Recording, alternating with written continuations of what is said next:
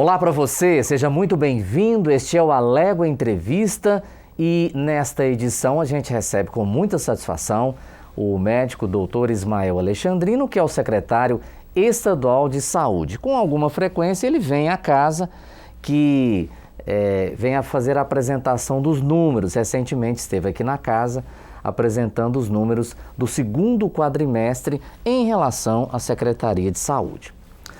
Vamos começar falando de vacina, né? Esse foi o assunto do ano, né, secretário? Vacina. A vacinação começou no Brasil e em Goiás lá no mês de janeiro. Os números ainda saltam aos olhos, né? Agora no fim de outubro foi divulgado que 1 milhão de goianos aí estão dando aquela escapadinha, aquela fugida da vacinação. São mais de 200 mil que não tomaram nem mesmo a primeira dose, em torno de 700 mil tomaram até a primeira dose, mas não buscaram a segunda dose. Por que tudo isso, hein, secretário, na sua visão, pela sua experiência e pelo seu traquejo? Murilo, eu acho que no Brasil sempre houve uma mística relacionada à vacinação, né? Desde os primórdios da vacinação, tem algumas teorias conspiratórias, né, de que a vacina seria para dizimar idosos, para controle populacional, que a vacina incorporaria monitoramento do seu DNA, número da besta, enfim, coisas desse tipo, nesse nível de bizarrice, sempre existiu. E em relação a SARS-CoV-2, a Covid-19, isso foi muito exacerbado com um cunho político e ideológico, né? Então, muito intenso, né, secretário? Muito intenso. Aliás, tudo em relação à pandemia acabou tomando essa proporção política e ideológica. Então a gente entende, percebe que boa parte da população que já tinha uma tendência a não vacinar ou a ignorar ou a negar este aspecto, isso foi muito exacerbado, né? E acaba que isso influencia muito negativamente para que possamos, inclusive, ter medidas não medicamentosas sendo suspensas, como o uso da máscara, por exemplo. E, incrivelmente, as mesmas pessoas que não vacinam, geralmente são as pessoas que também não querem utilizar a máscara. É quase que um instinto suicida, né? Verdade. Então, a gente precisa que esta população vacine para que possamos, enfim, recomendar a retirada da máscara e termos uma vida mais próxima da normalidade.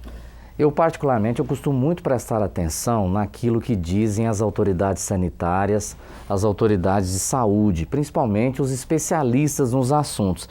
E recentemente na sua vinda aqui à casa, eu prestei atenção para os deputados. O senhor disse o seguinte, essa vacina, ela é emergencial, ela não é experimental como muitos querem fazer crer. Não é verdade? Isso me chamou muita atenção porque há uma campanha, né, dizendo que vai se transformar num animal, num bicho, até coisas estapafúrdias que eu prefiro até nem dizer aqui, até para não fazer tipo de divulgação.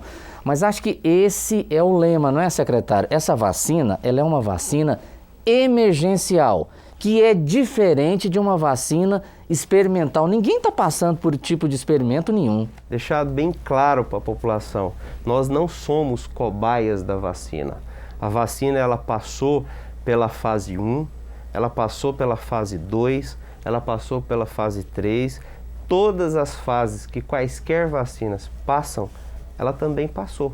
Só que foi feito muito rápido? Claro que foi.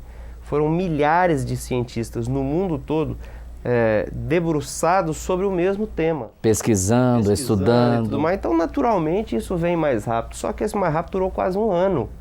Né? Então, esse discurso que é algo experimental, que estamos sendo cobaia, é um discurso falacioso. É um discurso, eu não diria nem inocente, porque as pessoas têm discernimento. Tem conhecimento, né? Muitas vezes até com má fé, um discurso maldoso no intuito de demover a população e criar uma confusão, uma incerteza. Mas nós, da ciência, temos absoluta convicção, né, do avanço e da eficácia e da eficiência da vacina. É só olhar os gráficos. Só olhar os números.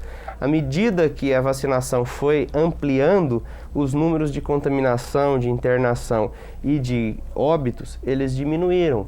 E a vacina não é necessariamente para deixar de ter casos, é para diminuir a patogenicidade da doença, a gravidade da doença. Então, hoje, até o mês de agosto, 96% das pessoas que morreram na unidade de terapia intensiva não estavam vacinadas.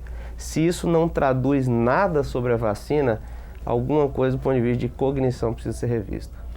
O senhor falou em má fé aí, é incrível a gente ouvir no Brasil que essa vacinação contra a Covid poderia estar influenciando em número de casos de HIV, né?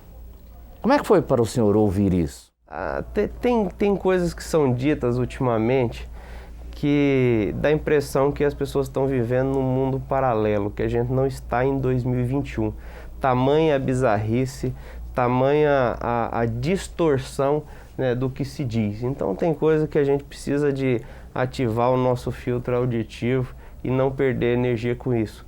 Porque é tão descolado da realidade, né, que realmente às vezes até brota um sorriso irônico no nosso rosto e fala, não é possível, né, que em 2021, aos 38 anos de idade, ainda sou obrigado a escutar esse tipo de coisa, né? Mas infelizmente, né, isso acontece e o que vem do ser humano não anda me assustando mais, não.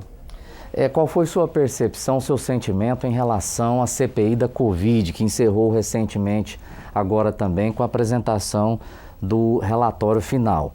Goiás está lá, presente no relatório final, né, em função de um laboratório que fica aqui na cidade de Anápolis, que produziu um medicamento que foi amplamente divulgado como um remédio que faria o tratamento, a cura da Covid. O empresário dono desse laboratório, que deveria ter comparecido à CPI, não foi, mas foi indiciado. Especificamente nesse caso, porque tem essa relação com Goiás. Qual a sua convicção? Olha, nós estamos falando da produção da ivermectina, né, com a finalidade de ser utilizada na Covid. É algo que desde o início foi distorcido, né, porque a gente sabe que sendo um vermífugo e não tendo nenhum estudo que traduz a sua eficácia, foi utilizado de forma oportunista, com aquele discurso de que o médico tem autonomia para prescrever, mas autonomia para prescrever é aquilo que tem algum embasamento científico. Quando não tem, quando está baseado em outras convicções que não da ciência, aí realmente acontecem grandes aberrações na humanidade. Então, eu acho que a CPI, se ela levar a sério o desdobramento do que foi apurado, tem grande chance de corrigir algumas injustiças administrativas que ocorreram. Jamais ela terá a capacidade de reverter o estrago que foi causado do ponto de vista de manutenção da vida. Isso é impossível, então, né? Certamente, se a gente tivesse tido uma outra conduta, uma outra postura de algumas lideranças, menos vidas teriam sido ceifadas. Verdade. Bom, vamos falar um pouco agora dos 3 anos de Ismael Alexandrino à frente da Secretaria de Saúde, né? Afinal de contas, já são praticamente 3 anos do governo Ronaldo Caiado. Me chamou a atenção também que nesse último encontro com os parlamentares aqui do Poder Legislativo, o senhor pediu o envolvimento dos deputados aqui de Goiás nas campanhas de doação de órgãos. O que está acontecendo? Olha, eu pedi o envolvimento em relação à conscientização de doação de órgãos e também em relação à conscientização da vacina. Por que eu pedi isso? Porque eu entendo, já que vivemos uma democracia representativa, que eles são os legítimos representantes do povo. Então, cada qual, na sua linguagem, é quem dialoga com a população, né, como representantes, como líderes, como formadores de opinião. Então, a palavra deles vale muito, para o bem e para o mal, falando coisas corretas e falando besteira. Então, eu pedi essa conscientização, porque nós estamos ampliando muito a nossa capacidade de realização de transplante, né, melhorando muito o desfecho de cada transplante, mas infelizmente nós ainda estamos esbarrando ali no momento da decisão familiar de haver uma negativa de uma doação que poderia impactar positivamente 8 pessoas. Então isso é importante que seja abordado e que o parlamentar assuma esse papel e entenda o quão representativo ele é para aquele segmento que o elegeu. Por isso que eu pedi esse apoio, essa convergência de força. E que é fundamental, né? É fundamental, são líderes, né? E a humanidade, ela carece de ser conduzida por líderes. Ela busca isso, né? Ela busca isso. E a liderança, ela pode ser positiva, ela pode ser negativa, né? Então o parlamentar, por questão de ofício, ele é uma liderança e pode utilizar isso de forma muito benigna e de forma muito maléfica. Então eu fiz esse pedido para eles, é um pedido de um real envolvimento por convicção do papel que eles têm na sociedade. Secretário, ainda sobre sua gestão, são aí 34 meses, né? 35 agora, 36 agora em dezembro. Se a gente fizer um cálculo rápido aqui, 2/3 da gestão ficou envolvida com a pandemia, né? Se não 2/3, uns 60% aí dessa gestão até agora. O que mais lhe incomoda? O que é aquilo que, na hora da sua introspecção, na hora da sua reflexão, o senhor leva a mão à cabeça e pensa, poderia ter sido diferente? Tem uma questão estrutural que ela me incomoda muito como gestor público, que já foi gestor da iniciativa privada também, que é a morosidade e a burocracia dos processos de trabalhos estatais.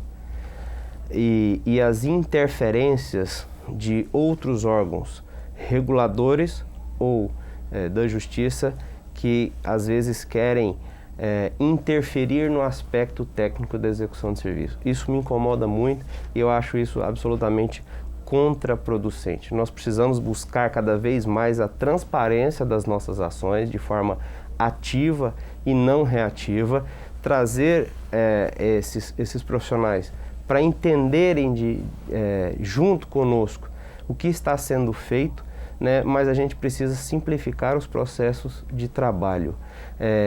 Corrupção, má gestão não tem a ver com regime jurídico, não tem a ver com burocracia maior ou menor, tem a ver com quem está envolvido nesse processo de trabalho. Então os processos eles precisam ser melhorados. E como você disse, já são quase 3 anos, né? O que a pandemia interferiu em tudo isso? Quando nós escrevemos o plano de governo do governador Ronaldo Caiado, nós deixamos muito claro o aspecto da regionalização. E a regionalização ela acontece de forma bastante estruturante no nosso estado atualmente, seja com a implantação de serviços de alta complexidade e de média complexidade, no caso das policlínicas, seja com a parceria dos convênios. E lá no plano de governo, a gente tinha muito bem descrito isso e descrevia-se que inicialmente entrariam as policlínicas e posteriormente as unidades hospitalares. Com a vinda da pandemia, nós precisamos antecipar essa questão dos hospitais e postergar a questão das policlínicas. Mas nós não deixamos de fazer, nós só invertemos no decurso, tanto que muito em breve, dentro aí de 90, 120 dias, vamos concluir a totalidade da execução do plano de governo. Bom, secretário, para encerrarmos o nosso debate, o nosso bate-papo, o senhor já disse várias vezes que não tem nenhum tipo de pretensão política. O senhor é um técnico e vem demonstrando isso claramente. Apesar disso, o governador de Goiás, Ronaldo Caiado, ele tem uma característica muito própria dele. Ele costuma convidar técnicos para se inserirem no meio político. E nesses técnicos ele tem uma preferência por médicos.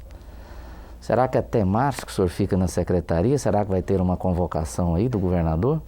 Olha, eu nunca tive, com absoluta sinceridade, nenhuma conversa com este cunho político eleitoral com o governador Ronaldo Caiado. Eu sempre me dispus para ele ajudá-lo no que fosse necessário, né, aqui no nosso estado, mas essa discussão ainda não aconteceu. E ela não me angustia em absolutamente nada, porque... Pelo contrário, né? Não, pelo contrário. Porque, de fato, isso não faz parte dos meus planos iniciais, né? Então, se no futuro ele tiver algum tipo de diálogo nesse sentido, no que eu puder ajudar, eu vou ajudar. Mas, repito, não faz parte dos meus planos iniciais e é um tema que eu trato com absoluta naturalidade, mas que eu não tenho maiores pretensões. É uma situação interessante porque titulares de pastas como saúde, segurança pública e educação têm N demandas, né? E ainda ser visto como uma pessoa que possa, de repente, enfrentar as urnas, como eu particularmente gosto de dizer, né? Aqui na casa, por exemplo, o senhor tem um respeito dos 41 deputados.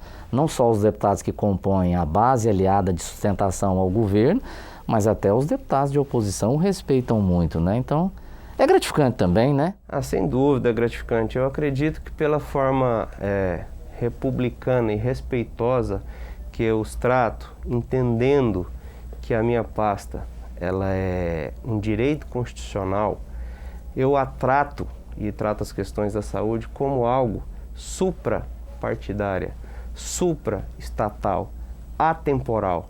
Isso facilita o diálogo, porque ao sentar na mesa com algum deles, eu não pergunto de onde veio, eu não pergunto se ele representa tal partido ou outro partido. Qual ideologia, né? Ideologia, isso não me interessa. Ele está vindo, trazendo uma demanda da sociedade e eu o reconheço como legitimado nas urnas e como diz o próprio governador Ronaldo Caiado, em relação às urnas, nós nos curvamos e reconhecemos isso. Eu acho que este é o espírito democrático, essa é a postura republicana. Talvez por isso, mas de qualquer forma eu recebo esse reconhecimento de todos os parlamentares com muita humildade e como uma responsabilidade a mais, de ter que entregar ainda mais do que a gente está entregando.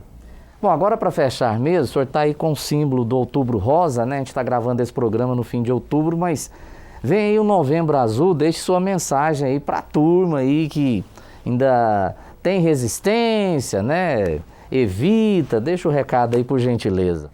Olha, o Outubro Rosa, ele vive casado com o Novembro Azul. É um casamento, né? E o azul. Tanto é que a gente tem feito essas campanhas conjuntamente nos últimos anos. Então, em relação ao Novembro Azul, o que a gente estimula é que as pessoas, né, que têm próstata, que elas possam entender que a avaliação de uma lesão prostática não tem nada a ver com questões de opções, de estigmas e tudo mais. A próstata nada mais é que um órgão que reveste a uretra, que tem a sua função e que avaliá-la de forma preventiva pode evitar um câncer e pode evitar grandes patologias no futuro. Então, o que nós estimulamos aqui no Novembro Azul, né, todas as pessoas que têm próstata, faça o exame. Ele é feito, né, às vezes com o toque em algumas posições que muitas pessoas acham constrangedora, mas a partir do momento que a gente encara o ser humano como uma obra divina, as posições deixam de ser constrangedoras e passam a ser, né, uma questão muito mais natural. Então, se há próstata, se submeta a partir dos 40 anos de idade ao toque retal para que seja avaliada a sua próstata, faça a dosagem do Prostatic Specific Antigen, que é o PSA, e o câncer de próstata ele é curável e ele é de evolução lenta. Então não abra mão de evitar um câncer e um óbito, muitas vezes absolutamente evitável. Muito bem. Secretário de Saúde, doutor Ismael Alexandrino, muito obrigado mais uma vez por sua presença aqui nos estúdios da TV Alego. Muito obrigado por essa entrevista. Eu que agradeço, Murilo, pelo convite, pela acolhida, né, e por esse papo tranquilo e muito rico que sempre você traz para a gente, né, e sempre um prazer estar aqui. Satisfação toda nossa. Muito obrigado. O Alego Entrevista fica por aqui. Muito obrigado pelo seu carinho, pelo seu apoio, pelo seu incentivo. Muito obrigado por tudo. Um grande abraço e até nosso próximo encontro.